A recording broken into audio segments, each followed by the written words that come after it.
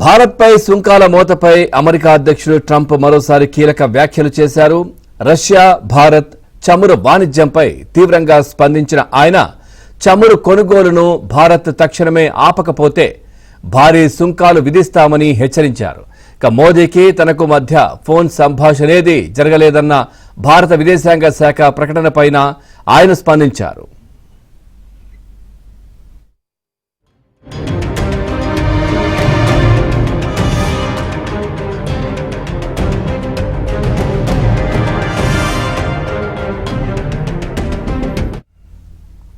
రష్యాతో ఇకపై చమురు వ్యాపారం ఉండబోదని మోదీ తనతో స్పష్టంగా చెప్పారన్నారు.